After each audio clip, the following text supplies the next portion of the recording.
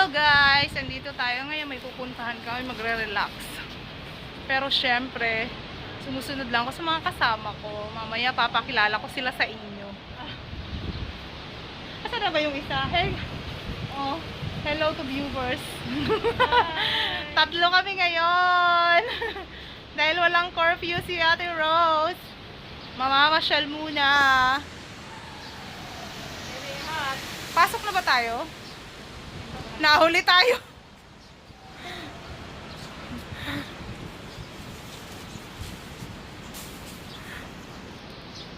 Yung lugar sa yung lugar sa Pilipinas na parang ganito, sa ano 'yon, sa may Quezon City? Tondo. Ay hindi ba yung Tondo? Magulo sa Tondo. Magulo. Yung ganito kalalaki ba? Tara na, sis.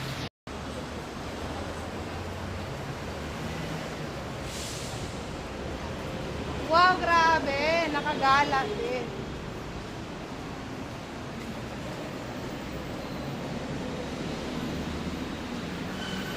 Hoy, kung sa ibang lugar makikita mo bundok. Dito, puro building ang matataas. Sa Singapore, walang ganito kataas. Puro ano doon, mababa lang.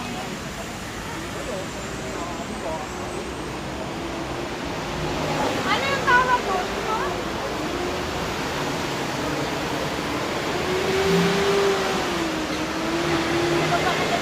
Saan tayo papunta ngayon? Mall ba yan? Pagkalaki-laki building? Hindi, totoo yan. Mataas mga ano na yan. Ah, mga houses na. Oh, I see. Ang init, grabe. Sila, yan ang building sila. Ito. Ito ko doon. Brown. Grabe ang building mo ah, brown na brown. Pero maganda doon kasi harap namin view. Ah, talaga. Yung CSC na ano, yung view ko. Grabe no, puro building. Rich, maganda yung views ko kasi Garden Rise. Ako pili. Garden Rise. Ha? Kabali ko. Dalawa nag-trip. Anong nakabili? Doon kami sa pinakamataas.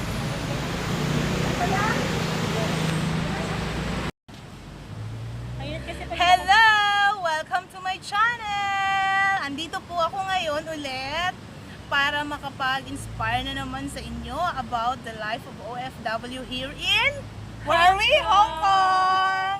Andito ngayon ang guest ko. Si Ate Sheila and then Ate Grace. Hi. Okay, before the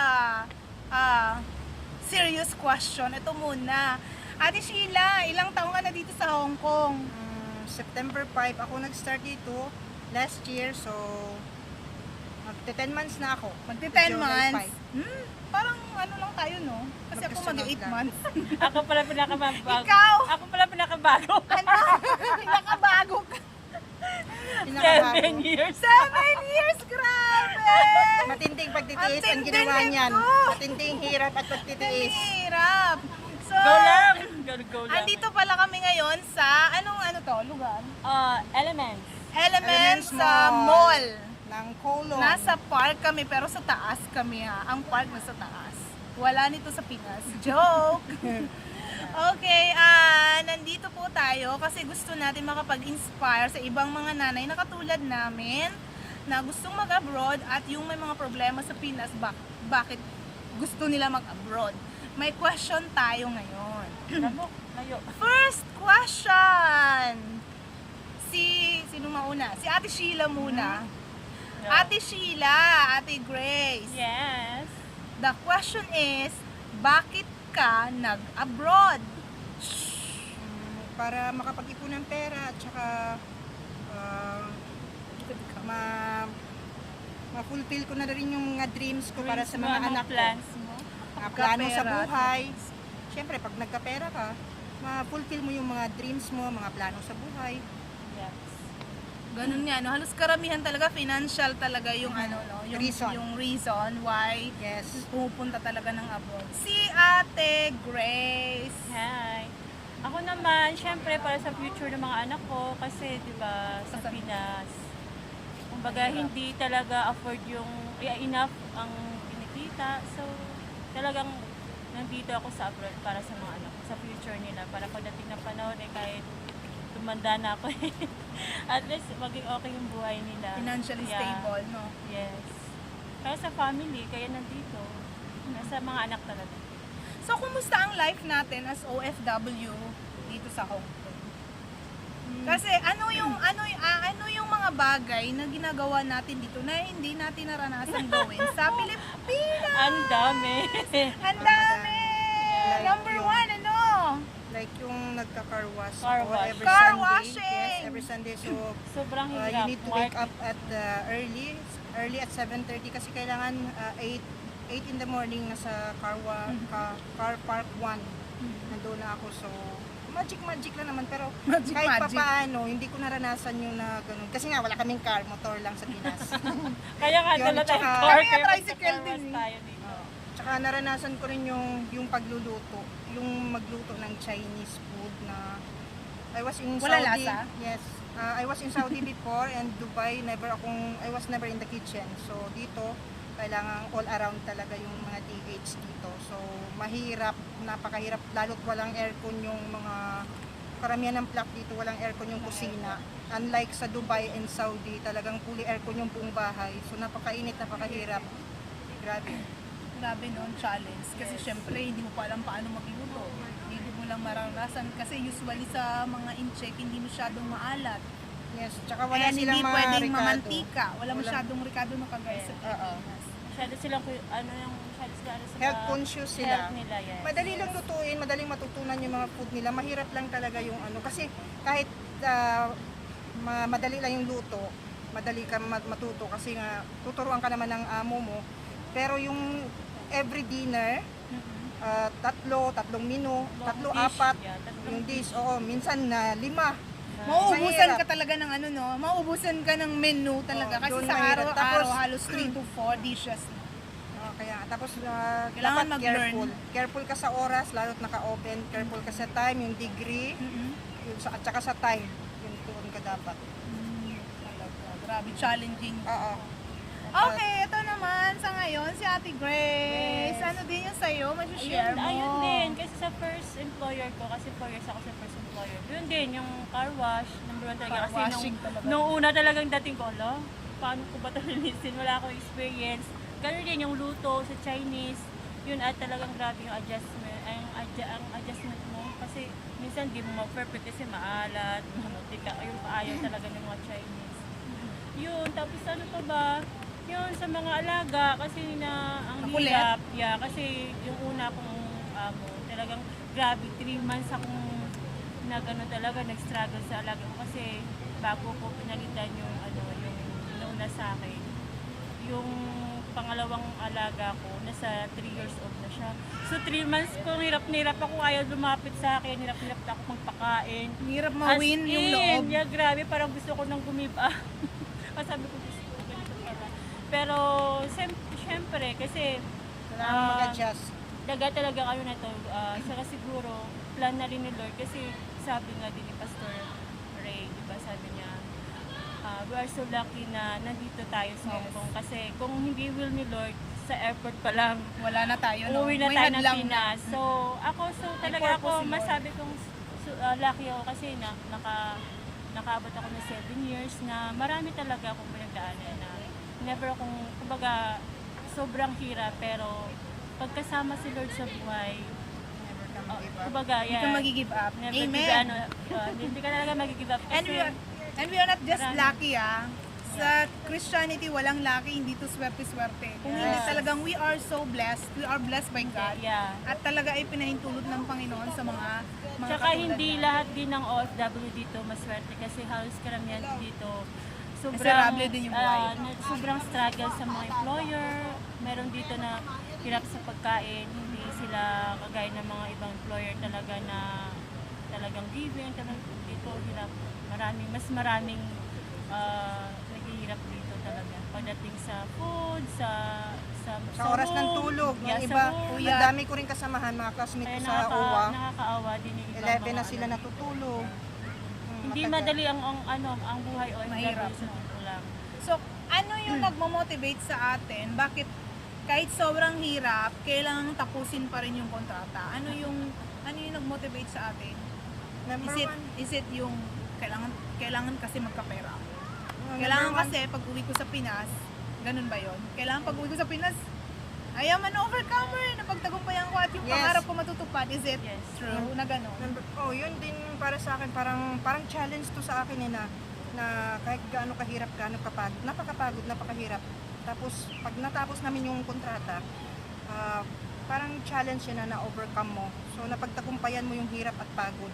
At yung lungkot, number one yung lungkot. Lungkot Kasi talaga, grabe no? Grabe yung Yung homesick talagang ko parang dito. papatay sa atin, yung Lalaban. sobrang lungkot. Napakabigat sa dibdib na iniwan mo yung anak mo. Ang hirap, napakalungkot talaga. Bumagsak din pati yung katawan ko nung namayat talaga ako dahil sa Stress. depression ko. Dahil sa Stress homesick. talaga number one dito. Stress ka. Tapos nahirapan pa ako mag-adjust. Siyempre kasi from Dubai, 1 year akong nagtambay sa Pinas. So nakasanayan ko na yung buhay sa Pinas. Nahawa ko yung oras ko pagdating dito. Hindi pwede. Hindi pwede yung nakagupo ka lang. Hindi pwede yung ganito, ganito. Hindi mo magagawa yung gusto mo kasi hawak ng amo mo yung oras Ito mo. kasi ano dito yung oras talaga, kumbaga sabi yung ibang employer na sulit yung bayad nila kasi hindi ka Susulitin pwedeng nila. magpahinga lang. Talagang start na pagising mo hanggang pag Yes. tuloy-tuloy na yung whole day na trabaho dito. Kaya Amo is hindi amo. madali talaga ang OFW, sobrang hirap. Malaki yung pinapasweldo sa atin, kaya yung trabaho natin dapat Yeah. ganun din. Sulitin, Yes. no? Sinusulit nila Para talaga. sabihin nila na hindi sila lugi sa pinapasweldo sa atin. Yeah. Grabe, no? Yeah. Kung sa Pinas, guys, kung sa Pinas, kung pagod ka na, pwede ka na mag-rest. Pero dito, hindi pwede yun. Kasi, kailangan sundin natin yung amo natin. Depende na lang sa mga amo din na may mababait din kapag nakita nila na pagod ng helper nila. They consider it na syempre tao ka lang, you need rest para ma-recharge ka naman for the next work mo naman. So, grabe ang hirap ng trabaho dito as OFW. No? Kahit sa ibang bansa rin siguro, ganun din yung naranasan ng mga OFW. Ang kagandahan doon, kapag nasa atin si Lord, ina-acknowledge natin ang Panginoon sa buhay natin. Kahit anong hirap talaga mapagtatagumpayan natin. Di ba? Yes. Yes.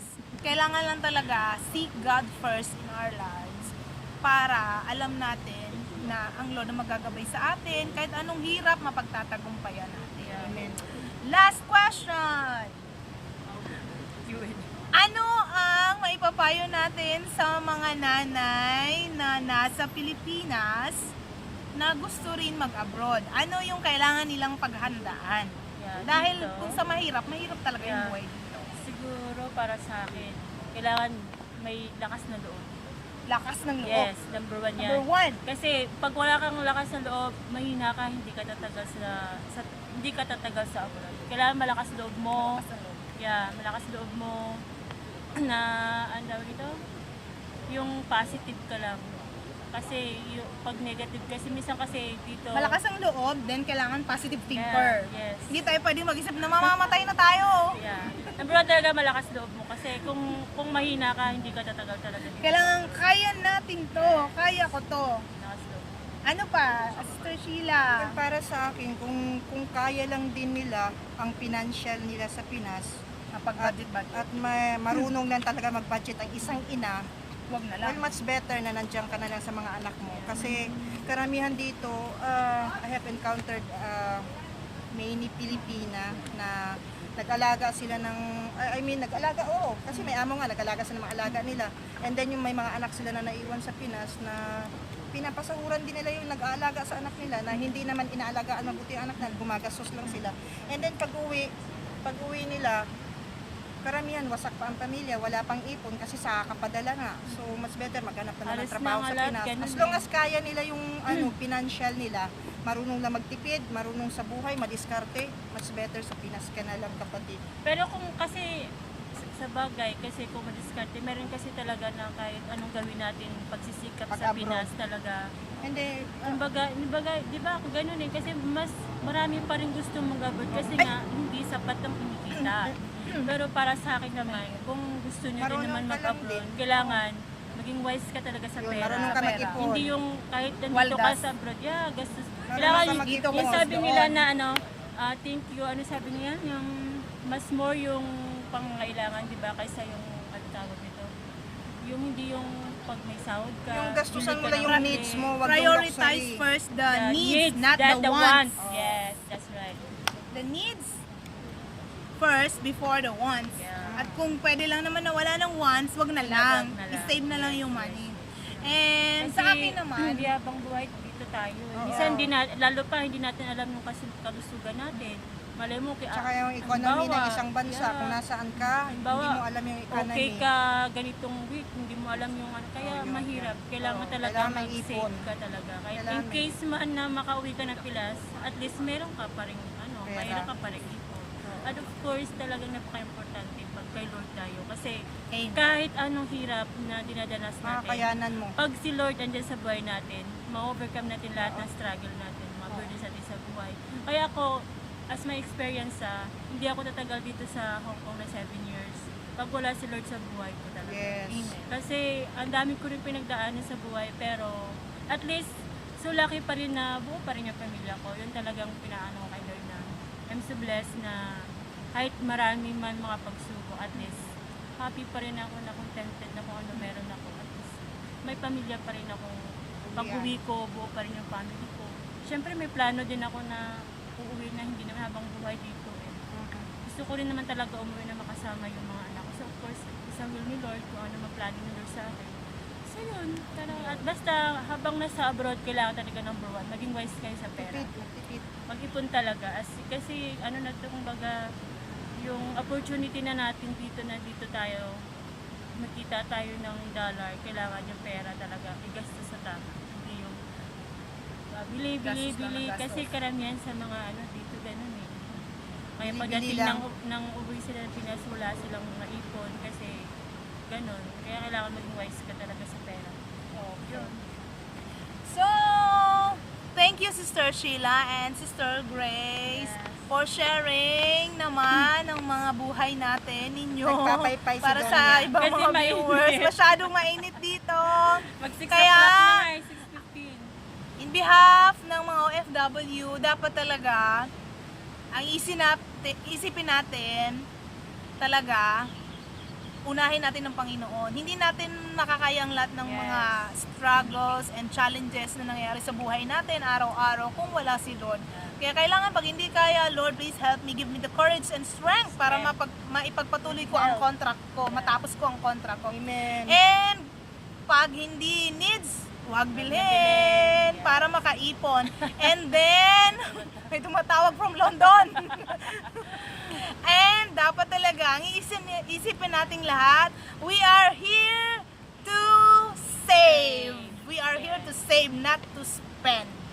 So, marami pong salamat sa panunood. Nawa ay may makuha kayo sa aming shinare sa inyo, sa lahat ng gusto pang mag-abroad at sa lahat ng mga nanay na gusto mag-abroad. Isipin nyo po muna bago kayo mag-apply kasi hindi basta-basta ang hirap dito.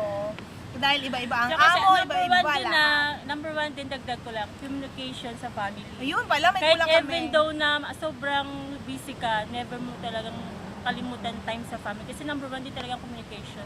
Kasi without communication, karamihan nasisira sa family. Yes, communication pa rin po pala talaga.